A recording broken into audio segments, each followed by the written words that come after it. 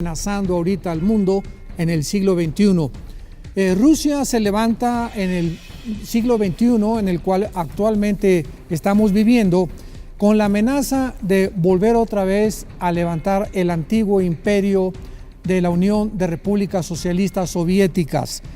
Y pues vemos, ¿verdad?, que la única forma en la que Rusia puede entrar a debilitar a los Estados Unidos es a través de alguna vía, de algún camino que se le abrió de una forma espectacular en una nación de Sudamérica llamada Venezuela.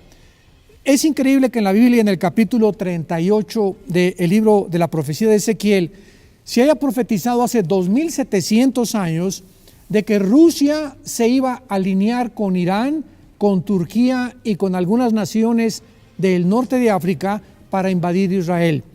Entonces no podemos nosotros jamás hacer a un lado a la nación de Israel, porque como dice Ezequiel capítulo 5, Israel escogió Dios para que fuera el centro del mundo, y esa palabra en medio del mundo en el hebreo es el ombligo del mundo. Así que Israel es a donde gira todo absolutamente lo que está pasando en el siglo que estamos viviendo. Rusia, con la alianza que ha hecho con Irán y con Turquía, pues está tratando de poder debilitar a Estados Unidos para quitarle la fuerza a Israel, porque es la única nación que está apoyando a Israel. Entonces, Venezuela abre las puertas al comunismo a través del chavismo desde hace algunos años, y ahorita actualmente Rusia tiene bases navales en Venezuela, ha instalado ya aviones nucleares en Venezuela, y ya está también en Venezuela Irán con el grupo terrorista Hezbollah. Así que Venezuela se convierte ahorita en el centro de un conflicto, en una manzana de la discordia, donde se está agravando cuando las Naciones Unidas, realmente junto con Europa, Estados Unidos y más de 6, 7 naciones latinoamericanas, le dan y le reconocen la presidencia a Juan Guaidó como el verdadero representante y el que tiene el oficialismo de la nación de Venezuela. Ahora con esto pues se agrava la crisis y vemos nosotros que este hombre Maduro, el dictador de Venezuela, está deteniendo la ayuda humanitaria que ya mandó Inglaterra, que ya mandó Estados Unidos, que ya mandó Canadá en más de $30 millones. Y este bloqueo en la frontera que está con Colombia es lo que está impidiendo que esta ayuda entre. La pregunta es la siguiente: ¿qué harán las naciones actualmente en cuanto a este bloqueo? ¿Tratarán de romperlo militarmente? ¿Habrá una reunión en las Naciones Unidas donde realmente se trate este problema de seguridad y se permita a las naciones que rodeen Venezuela con las Naciones Unidas y las naciones de Europa y latinoamericanas para que pueda realmente Maduro hacerse a un lado y permitir que entre la ayuda humanitaria? ¿O se defenderá Venezuela militarmente como todos lo estamos esperando, ya que las amenazas han subido completamente a un nivel donde ya hay una amenaza de una guerra próxima en Latinoamérica? Damas y caballeros, queridos oyentes, estamos realmente en una situación peligrosísima. Estamos expectantes para ver qué es lo que va a suceder. Si las naciones del mundo siguen permitiendo que se bloquee la ayuda humanitaria a Venezuela, pues ya está entrando este señor Maduro como un genocidio. Ya se le puede amenazar de atentar contra los derechos humanos y ya se puede llegar a otro nivel mucho más peligroso. ¿O qué pasará? Las naciones no van a hacer nada, se van a quedar ahí detenidas para impedir una guerra, y desgraciadamente sabemos que las guerras muchas veces son necesarias, y hemos llegado al punto donde creemos y pensamos este planeta en el cual tú y yo estamos, el planeta Tierra, y vamos a ver cómo Dios comenzó a formar todo, y vamos a ver la profundidad que existe nada más en los primeros 2 versículos del Génesis. Ahí nos podemos detener casi un mes para que podamos nosotros entender la profundidad de la mente de Dios. Entonces vamos a estudiar claramente la eternidad de Dios. Cuando hablamos de la eternidad, pues la mayor parte de los cristianos no sabemos qué significa eternidad. Creemos que es un punto de una línea recta que sale y continúa eternamente. Sin embargo, esto es una medida de nosotros, esto no es la eternidad. O cuando decimos por los siglos de los siglos o secula seculorum, creemos que ya es, nos vamos a seguir extendiendo por todo el tiempo. Vamos a descubrir otras cosas diferentes que Dios hizo y creó, y vamos a ver también las tres palabras en el hebreo que son importantísimas para poder entender qué cosa Dios creó de la nada, que es la palabra bara, qué cosa Dios creó para formar, que es yatzar, y qué cosa es darle forma a algo, que es la palabra asa, así como suena, bara, yatzar con Y y asa. Si nosotros no conocemos estas tres palabras, entonces no vamos a entender, por ejemplo, por qué hasta el cuarto día Dios creó los cielos y la tierra. Y cuando alguien me dice eso, yo les digo, ¿en dónde dice eso? Porque en mi Biblia no lo dice. ¿Cómo no, hermano? Léale ahí, Génesis 1:14, dijo luego Dios, ¿qué cosa dice?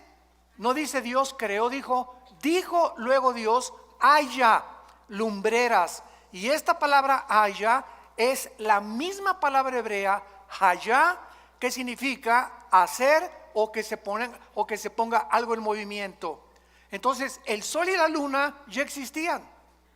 Dios no los creó en el primer día de la creación de nosotros, sino que en el mundo anterior de nosotros el sol y la luna ya existían, y el universo sufrió una especie de congelamiento para que cuando Dios volvió a recrear todo y a colocarlo en nosotros, Dios puso en movimiento lo que ya existía. Entonces todas estas cosas escondidas y todas estas cosas maravillosas de la Biblia las vamos a ir, por favor, estudiando, analizando, investigando con lupa, con microscopio, porque es ya tiempo que la iglesia de Dios pueda salir de la leche y ya podamos comenzar a comer algo mucho más sólido, que es la palabra de Dios. Ahora bien, para esto es muy importante que recordemos algo. Necesitamos aprender a pensar. Todos se quedan ahorita así. ¿Qué querrá decir con que yo necesito pensar? ¿Que acaso soy un mono o un simio? ¿No pienso o no razono? Bueno, cuando estoy diciendo necesitamos aprender a pensar, el pensamiento dentro de la filosofía griega o dentro de Sócrates, Platón, Demóstenes, etcétera, etcétera, significa no solamente pensar en algo, sino meditarlo, comerlo, asimilarlo hasta que tú lo entiendas. Y esta es la palabra que se usó en el hebreo, meditar. Salmo número 1. De día y de noche medita en este libro de la ley. Dios le dice a Josué, Josué 1:8 y 9, Josué medita día y noche. O sea, medita es la palabra que se usa para las vacas. Cuando una vaca come, tiene varios estómagos. ¿Sabían ustedes eso de las vacas? Entonces la vaca come la paja o la hierba y hace esto.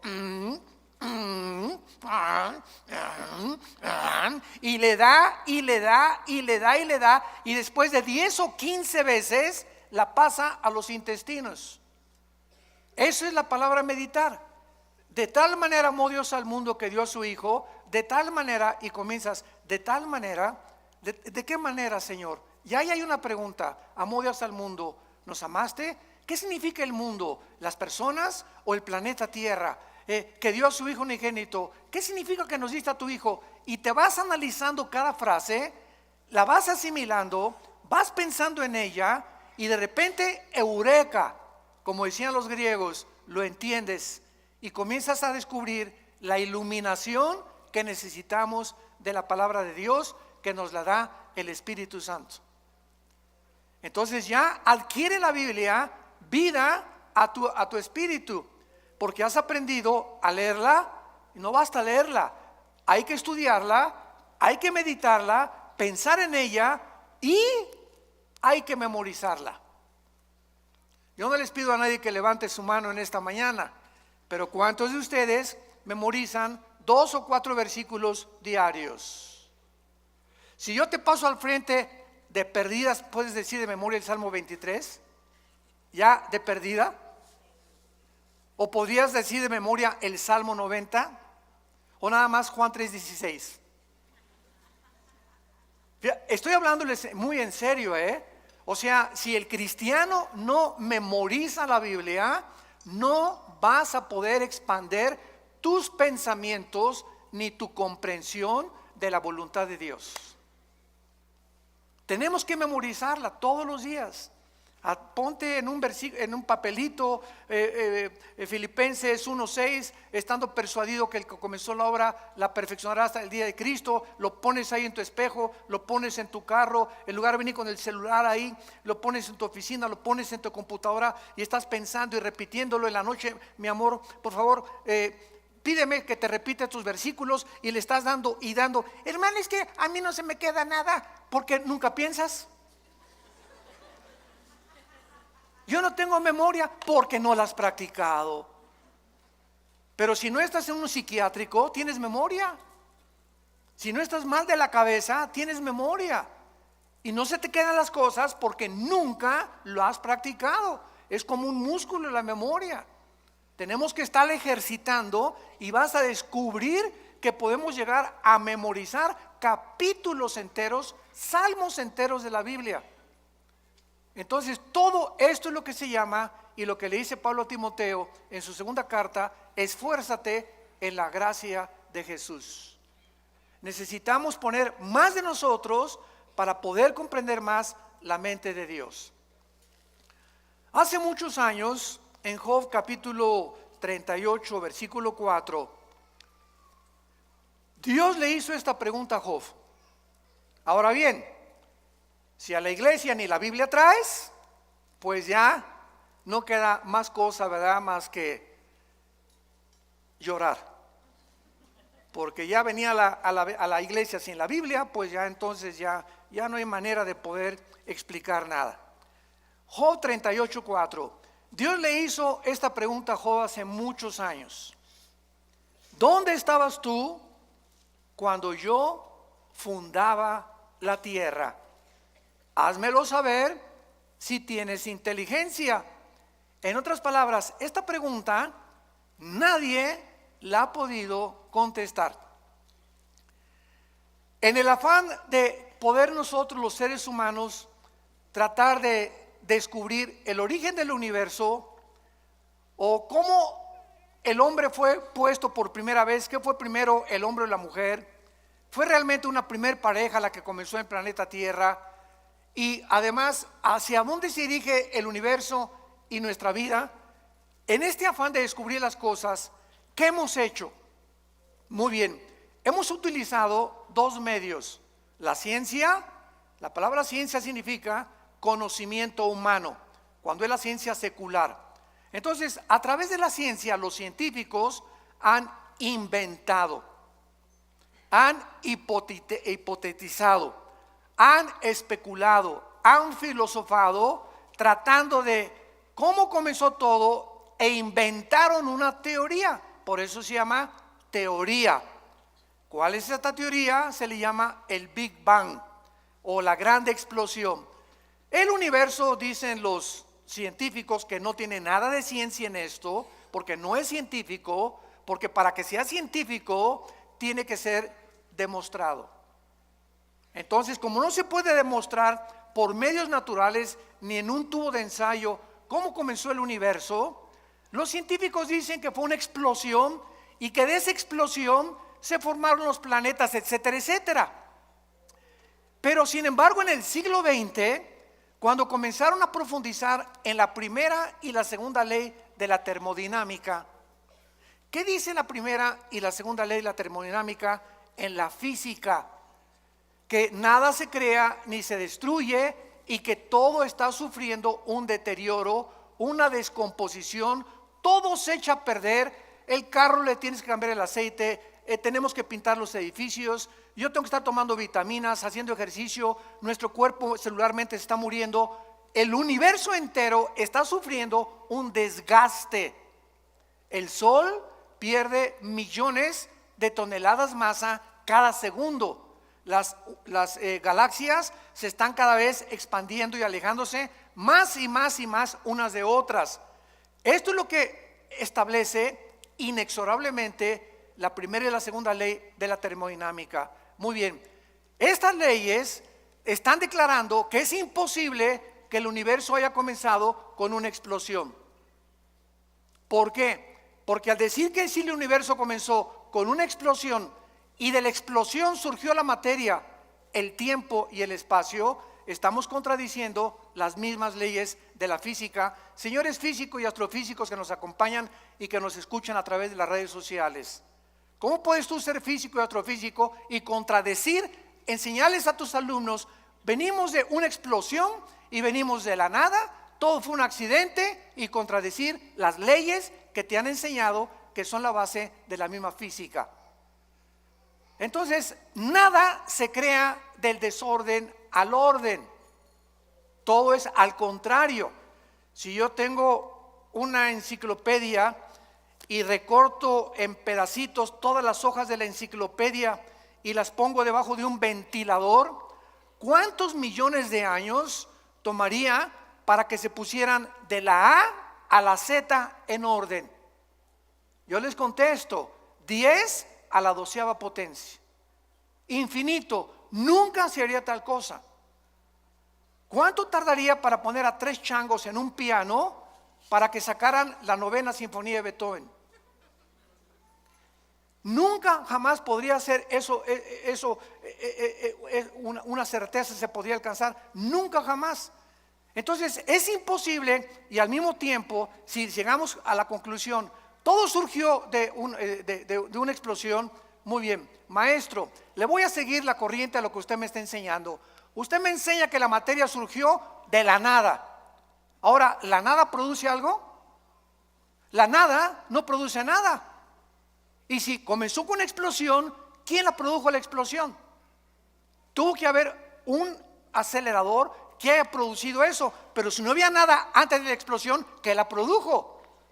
Y seguimos esta línea filosófica y acabamos con la pregunta de los 64,000 pesos.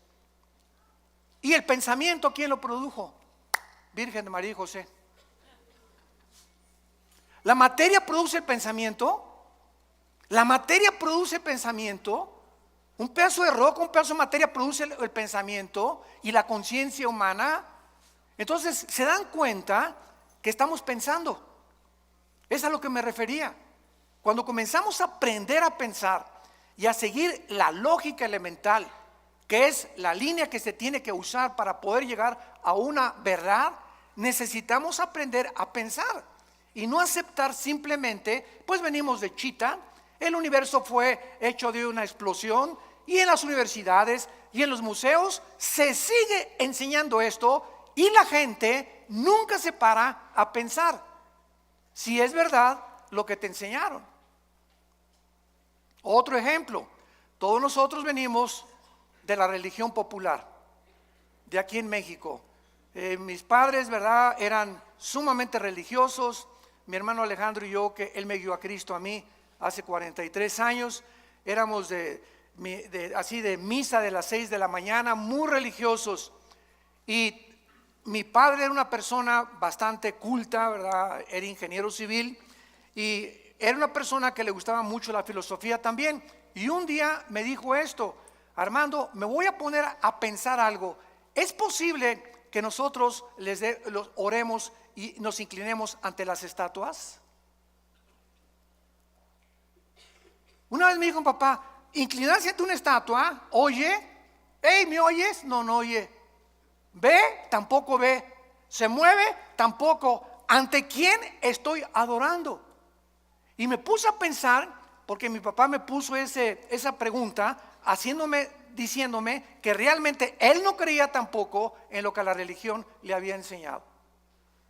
Ahora, ¿es posible que lo que nos enseñaron contradiga la Biblia? Cuando la Biblia dice que somos santos ya delante de Dios. ¿Y por qué las personas que pertenecen a estas religiones, síganme con mucho cuidado, no se ponen a pensar que lo que están aceptando es completamente cuestionable y es ilógico y no puede ser. Porque no queremos pensar. Y tenemos ya que llegar a un momento en que tenemos una capacidad impresionante aquí adentro, todos. No es de que naciste inteligente y que otros nacieron brutos. No, todos nacimos con un cerebro y todos tenemos la libertad de poder expandir lo que tenemos aquí así, o así, o así, o cuando te mueras, como chinche, así te mueres. Con lo único que supiste, nunca quisiste pensar, todo lo aceptaste de una forma deliberada y nunca quisiste obedecer a Dios, de meditar y leer la palabra de Dios. ¿Dónde estabas tú cuando yo fundaba el universo? Entonces el ser humano ha buscado la ciencia jamás, escúchalo, nunca, díselo a tu maestro, podrá demostrar el origen del universo. Porque para que sea científico, ¿qué cosa? Tiene que ser repetitivo. Ahora muy bien, por eso son teorías. ¿De dónde venía el ser humano? De chita. ¿Realmente venimos de los animales? ¿Puede un camello convertirse en un hipopótamo? ¿Puede una jirafa convertirse en un venado? ¿Puede un tiburón convertirse en una ballena? ¿Puede una bacteria convertirse en un microbio o un microbio en una bacteria o una bacteria en otra partícula microscópica del mundo microscópico? Esto contradice la genética. ¿Qué dice la genética ahora que descubrieron el ADN? 1954, los doctores Crick y Watson, que tenemos dentro un software en las millones de células de nuestro cuerpo, donde dentro de mi célula tengo una particularidad donde está escrito quién soy. Esto está tremendo. Dentro de nuestro cuerpo, en cada una de tus células está escrito quién eres, cuántos años vas a vivir, qué color de ojos tienes, qué color de tu piel es, el color de tu cabello, la altura, la mancha de tu abuelita, las orejas de papalote de tu abuelo, el carácter emocional berrinchudo de tu mamá, etcétera, etcétera. Todo eso está concentrado en el ADN, en el ácido desoxirribonucleico, ADN, dentro de nuestra célula. ¿Quién puso esa información ahí? El ADN de un camello es diferente al ADN de un hipopótamo, de un tigre, de un perro, de una vaca, etcétera, etcétera. La biología y la genética impiden la mutación de una especie a otra especie. ¿De dónde inventan que venimos de los animales? Nunca se han puesto a pensar. Ya la biología, las leyes de la ciencia, de la física, contradicen la teoría de la evolución que te enseñan en la universidad. ¿Y por qué te la siguen enseñando? ¿Por qué esos maestros que te la enseñan no quieren pensar? ¿Y por qué no quieren pensar? Porque les falta honestidad intelectual. Porque si fueran honestos intelectualmente podrían decir, oye, la biología niega la evolución. Los aminoácidos, que son los ladrillos de la vida, han impedido, impiden e impedirán la evolución. La física impide la evolución. ¿Por qué? Porque no venimos de menos a más, vamos de más a menos. La genética impide la evolución por la construcción del ADN, que no se puede hacer una mutación de una especie a otra especie. Y como dijo Dion Teofilito, en mi tierra, y seguirán buscándolo. El famoso eslabón perdido. Entonces, cuando tu maestro se vuelva a levantar en la universidad y te diga, venimos de los animales, y Darwin realmente no se ha equivocado en su libro El origen de las especies, levántate y dile a tu maestro, deme usted una muestra de una mutación de una especie a otra especie, y voy a creer que venimos de chita. Pero se sigue enseñando. ¿Por qué se sigue enseñando? Porque no quieren pensar y porque saben que si se ponen a pensar van a acabar en la Biblia.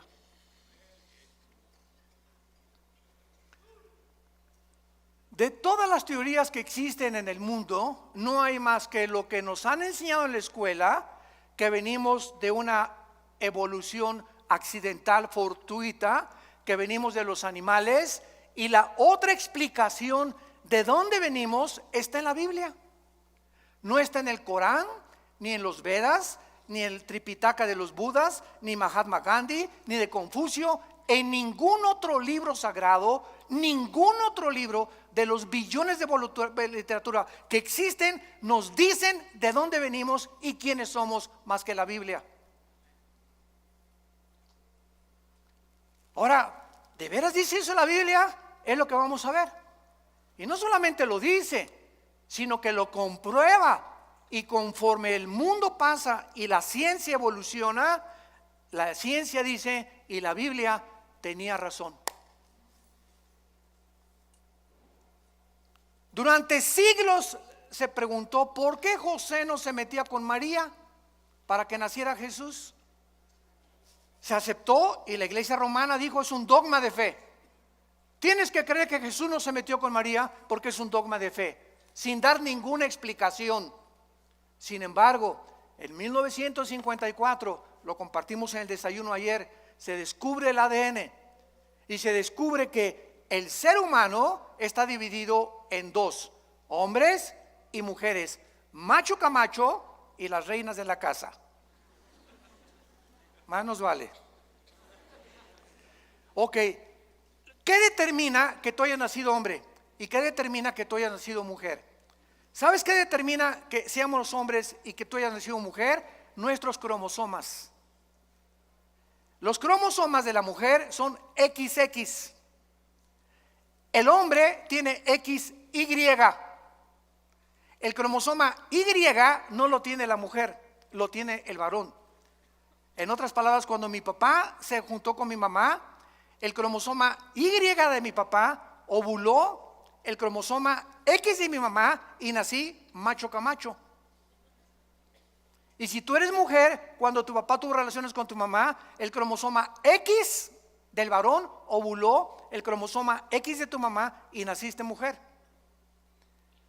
Y hemos llegado a un siglo, el siglo XXI, donde se está discutiendo el género con la famosa biología del transgénero, y decirles que si un niño se quiere vestir de mujer, que lo dejen, y si una niña se quiere jugar a los soldados, que la dejen y que se vista de soldado, cuando la misma biología es la que determina. Cerremos ya la Biblia, la biología determina quiénes somos. Entonces, si tú hazte un examen de sangre y tienes la Y, eres hombre. Nadie te va a cambiar y es imposible que te cambien tu masculinidad. Así te hizo Dios, así acéptalo. Y si tienes los dos X, eres mujer.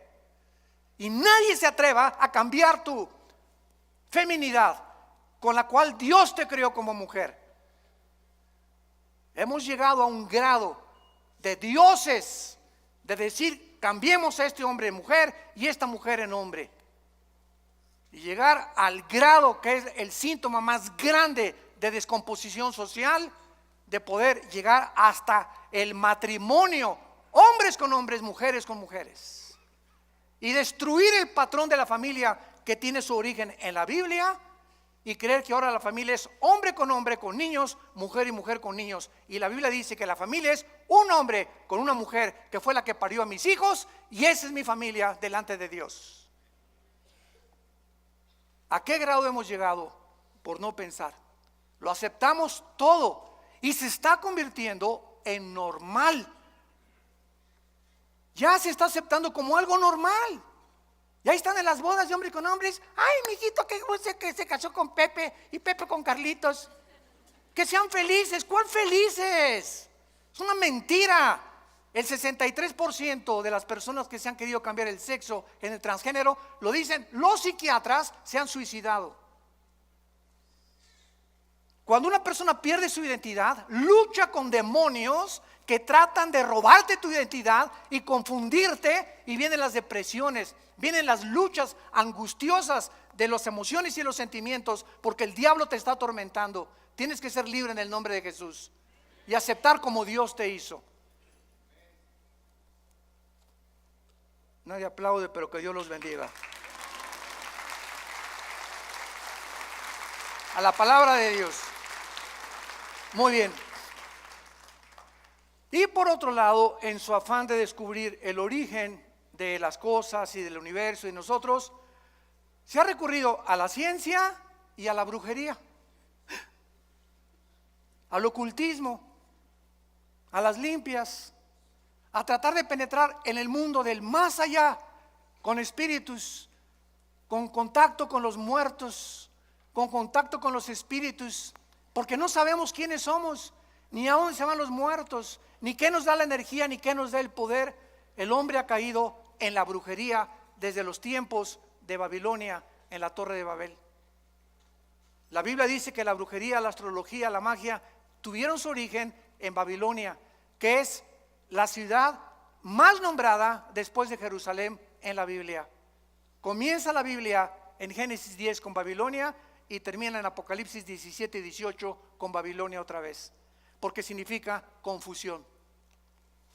El hombre sin Dios está confundido y por eso hemos tomado caminos que la evolución, que la brujería, que el ocultismo, que voy a cargarme de energía en las pirámides de Teotihuacán, voy a consultar a los muertos con los mediums que me hagan limpias.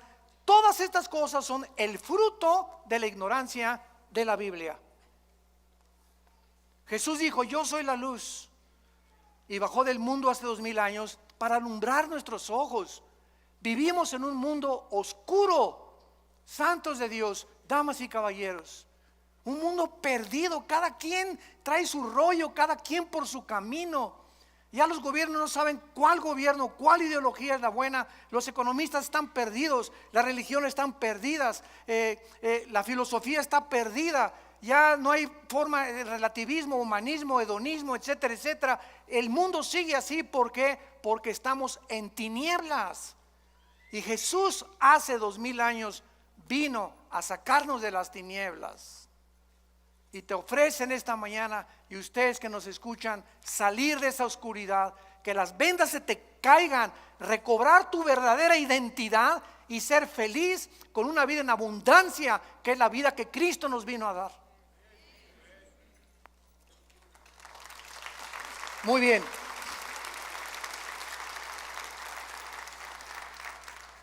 Ahora veamos nosotros, por ejemplo, en el libro de Tito, en la Biblia, que desde el principio Dios hizo una promesa desde que Él creó a entidades espirituales que no todos se llaman ángeles. Vamos a comenzar a aclarar términos. La Biblia le ha llamado ángeles a los serafines, a los querubines y desde luego a los ángeles. La palabra malak, con M de mamá y K al final, malak, en el hebreo significa enviados o correos. Y la palabra angelus en el griego, que se tradujo ángeles, significa lo mismo, mensajeros. Entonces, Dios creó, lo vamos a ver, serafines que se encuentran arriba de Dios. Arriba, todos los días diciendo santo, santo, santo. Dios creó después a otras entidades espirituales que se llaman querubines. La palabra querubín significa los que arden en el hebreo, los que arden. Y acuérdense que cuando Dios diseñó el arca en el tabernáculo, puso 2 querubines, ¿se acuerdan? Inclinados con alas, 2 alas cada querubín, mirando hacia el propiciatorio, hacia donde la sangre, el sumo sacerdote, una vez al año la derramaba. ¿Por qué? Porque los querubines en la Biblia significan la protección de la santidad de Dios. Entonces, los querubines no son mandados al mundo ni al universo, son criaturas que están cerca de Dios, pero los ángeles son las criaturas que Dios creó y que se parecen a nosotros. Los ángeles son igualitos a los seres humanos. Si se apareciera ahorita un ángel, no distinguirías si es un ángel o es un ser humano. Dice Hebreos 13:4 que muchas veces hemos hospedado gente que no nos hemos dado cuenta que son ángeles. Aun cuando en su verdadera esencia los ángeles son altos, ¿verdad?, luminosos y fortísimos. Uno solo mató en el Antiguo Testamento a más de 3,000 filisteos. Entonces los ángeles son los mensajeros de Dios, las criaturas que Dios ha enviado desde donde Él habita hacia el mundo donde tú y yo vivimos. Y los ángeles, dice Hebreos capítulo 1, nos sirven a nosotros para cuidarnos. Salmo 90 también: a sus ángeles mandará ante ti que tu pie no tropiece en piedra. Y son luminares que nos guardan y nos han guardado muchas veces de muchos accidentes y de muchas cosas que nos pudieron haber sucedido de no haber sido por su intervención invisible. Entonces esto es muy importante entenderlo. Los querubines no son ángeles, los serafines no son ángeles, los ángeles son los mensajeros, los que han venido al mundo a cuidarnos y a observarnos las 24 horas. En Tito capítulo 1, versículo 1 y 2, vean ustedes que antes de que Dios creara a los ángeles, querubines y serafines, antes de cualquier cosa, dice así: Pablo, siervo de Dios y apóstol de Jesucristo, conforme a la fe de los escogidos de Dios y el conocimiento de la verdad que es según la piedad. Escucha: en la esperanza de la vida eterna, la cual Dios, que no miente, prometió desde antes de ¿cuándo? Antes de que nada fuera creado. Dios prometió que a las criaturas que Él iba a crear fueran eternas. Y todas las criaturas que Dios ha creado somos eternas. Tanto los ángeles caídos que van a ser condenados serán condenados. Nosotros viviremos eternamente. Entonces es lo que se llama la vida eterna, que es la vida con Dios. Dios diseñó, planeó que todo lo que existiera fuera eterno porque Él es eterno. Entonces Dios le plació en su sabiduría crear la eternidad para que nosotros pudiéramos vivir en ella. Vean por ejemplo en Isaías capítulo 57 lo que la Biblia dice acerca de la personalidad y de la esencia de Dios. Isaías 57 versículo 15: porque así dijo el alto y sublime, el que habita. ¿Dónde habita Dios? Ahorita explicamos qué es la eternidad. Ahí vamos a entrar ya. El que habita la eternidad y cuyo nombre es el Santo. Yo habito en la altura y la santidad, con el quebrantado y humilde de espíritu, para hacer vivir el espíritu de los humildes y vivificar el corazón de los quebrantados. Ahora sí, pongan mucha atención. Ya vamos a comenzar a aclarar muchas cosas. La eternidad, supongamos que está así, ¿verdad? En un espacio ilimitado, desde luego. Dios habita en la eternidad. La eternidad no hay tiempo. En la eternidad no hay pasado, no hay futuro. Cuando Jesús se revela a Moisés, Éxodo capítulo 3, le dice: yo soy el que soy. O sea, el que es, ¿verdad? Ahorita. Él es el Dios del presente. Yo sé que es difícil de entenderlo porque nosotros habitamos en 4 dimensiones donde hay pasado, presente y futuro, pero ahorita los fusibles no se les van a fundir. Entonces, la eternidad es donde Dios habita. Dios, entonces, cuando dice en el principio Dios creó los cielos y la tierra, Dios creó abajo de la eternidad 3 cielos. El cielo donde Él habita, el cielo cósmico y el cielo atmosférico. Segunda de Corintios capítulo 12, versículo del 1 al 3. Ahí Pablo menciona los tres cielos. Entonces, estos tres cielos no existían siempre, fueron creados abajo de la eternidad. Ahora, cuando Dios crea el tercer cielo, el segundo cielo y el tercer cielo, Dios crea unánimemente, junto con los tres cielos, el tiempo, la materia y el espacio. Génesis 1:1. En el principio Dios creó. Cuando estamos hablando del principio, recuerden esto, no es el principio de nuestra creación. No es el principio de nuestra creación, porque es muy claro que los ángeles existían antes que nosotros, como lo vamos a ver. Fueron creados antes que nosotros. Entonces, cuando Dios dice, en el principio de Dios, ahí comenzó el tiempo, ahí comenzó la materia, ahí comenzó el espacio. Entonces, en este principio, síganme con mucho cuidado, ya estamos abajo de la eternidad. Comenzó el tiempo, el espacio y la materia. En este principio Dios creó los cielos y la tierra y los ángeles.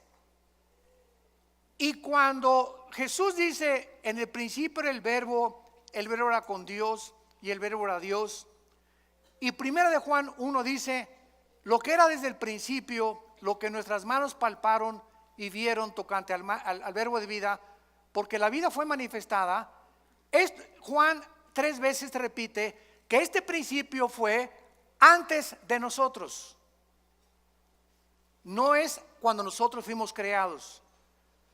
Nosotros fuimos creados después del principio, como lo vamos a ver en el versículo 2 del Génesis, que algo pasó en el principio, que Dios volvió a recrear la tierra, a crearnos a nosotros después de los ángeles, para ponernos arriba de los ángeles, gobernar a los ángeles, y la regamos.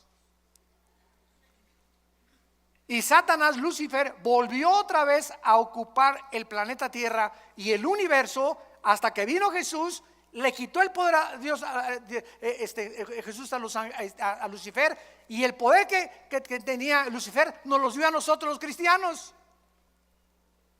Y mayor es el que está entre nosotros que el que está en el mundo. Entonces, Lucifer sigue teniendo el poder que perdimos nosotros con la caída de los Adán y Eva, los primeros padres, pero que se volvió a recobrar con la muerte de Cristo, y nos entrega a nosotros Dios el Espíritu Santo, porque recibirán poder. Hechos 1:8. Vean que si no ponemos en orden todo, no entendemos el Nuevo Testamento. Ese poder es ¿para qué? Para que el que tiene control de nuestro planeta y del universo no se acerque a nosotros, ni a nuestros hijos, ni a tu trabajo, ni a tus finanzas, porque mucho mayor es el que está aquí adentro que todos los millones de demonios que pueda haber en tu casa.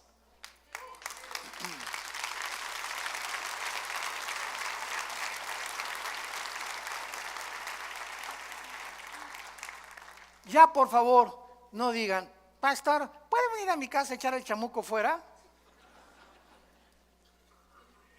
Pastor, oigo ruidos en mi casa, tengo mucho miedo, ¿puede venir a orar por nosotros a la casa?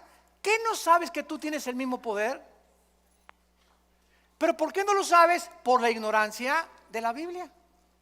No la estudias, no la meditas, no la lees, no te ha iluminado el Espíritu Santo, el entendimiento para saber que en tu casa tú eres el sacerdote con tu esposa, y tú puedes llegar a tu casa y en el nombre de Jesús, aquí se va cualquier espíritu que no sea el de Dios, y aquí habita Jesús, y mi casa es tuya, Señor, mi dinero en el banco no es mío, es tuyo, todo lo que tenemos es tuyo, cualquier daño que le quieran hacer a tus bienes, Señor, te lo hacen a ti, no a mí, porque me pongo a tu disposición, porque tú me hiciste, y de tu gracia damos y de tu gracia recibimos.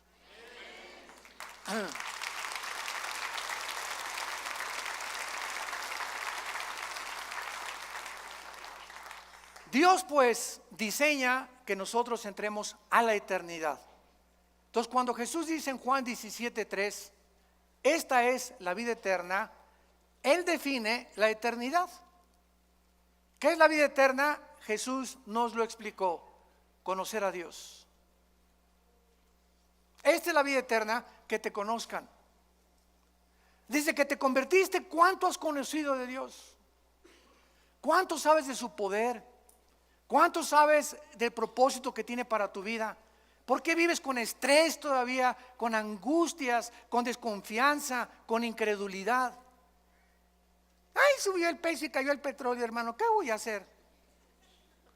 Y si mi esposo se muere y no me da el seguro social, ¿qué voy a hacer? Entonces, ¿tu esperanza era tu esposo? ¿El petróleo? ¿El peso? Dios nos está viendo. Y dice Primera de Pedro que somos sostenidos por la fe mediante el poder de Dios. Entonces, cuando tú crees, activas el poder de Dios.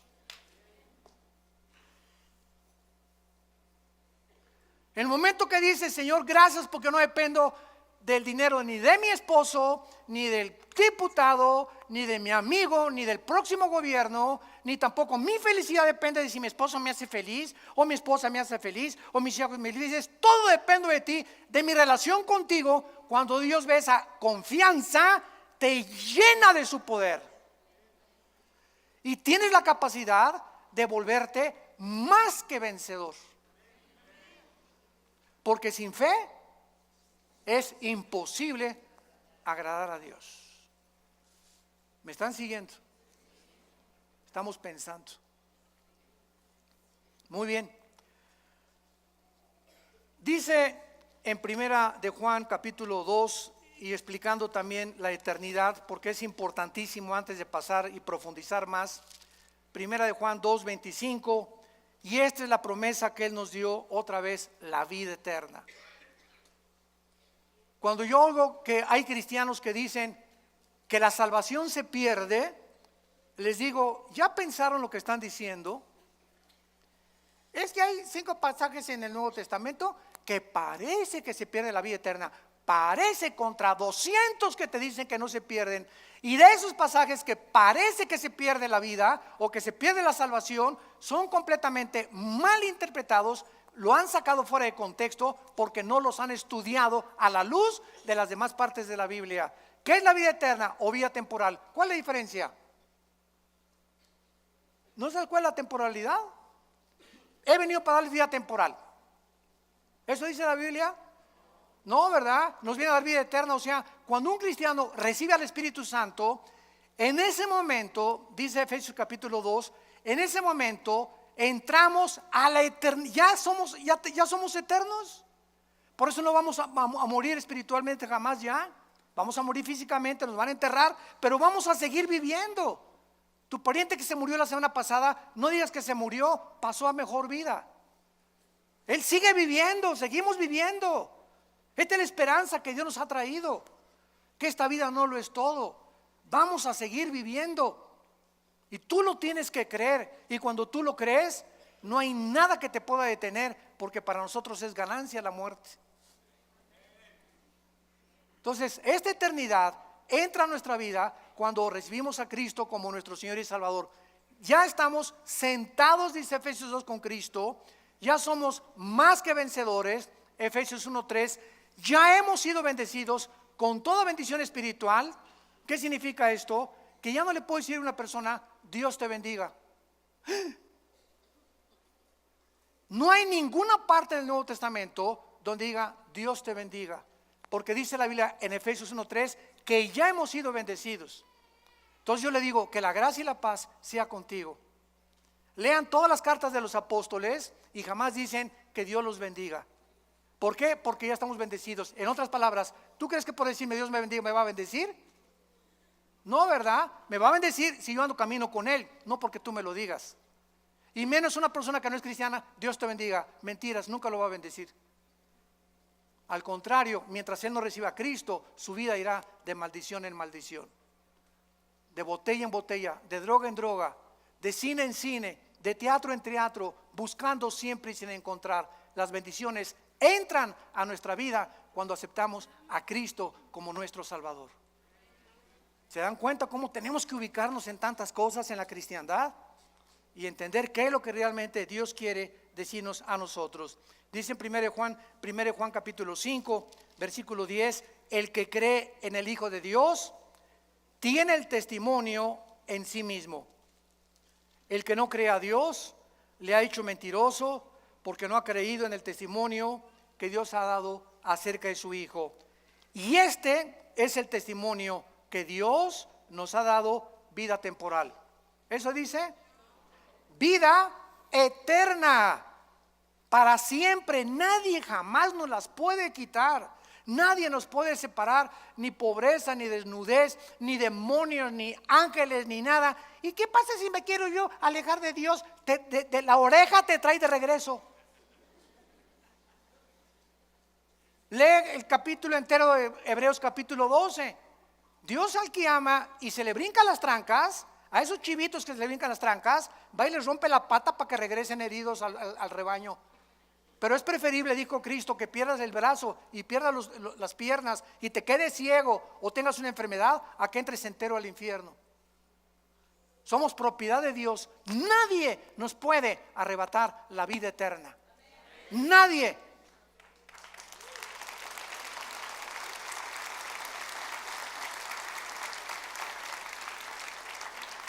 Dios nos ha dado vida eterna y esta vida está en su Hijo. El que tiene al Hijo tiene la vida. El que no tiene al Hijo no tiene la vida. En otras palabras, tú puedes tener una religión, ser católico, bautista, venir aquí a Vida Nueva, carismático, nazareno, mormón, no me importa la religión que tengas. Si tú tienes una religión y no tienes al Hijo, no tienes más que una religión, no tienes la vida eterna. Para tener la vida eterna necesitamos que Jesús entre a nuestra vida. Es un regalo que Dios nos da, que le abras tu corazón y que lo recibas como tu Señor y como tu Salvador. Porque Él es el Hijo de Dios, el poseedor de la vida eterna. Y finalmente regresamos a Génesis capítulo 1 y vemos nosotros que al abrir la Biblia, el Espíritu de Dios, lo primero que hace al abrir la Biblia es llevarnos a las primeras palabras que Dios consideró, porque son las primeras palabras de Dios. Dios consideró que era lo primero que tenía que decirnos, que toda la creación tuvo un principio, en el principio. El universo no es eterno, hubo un principio.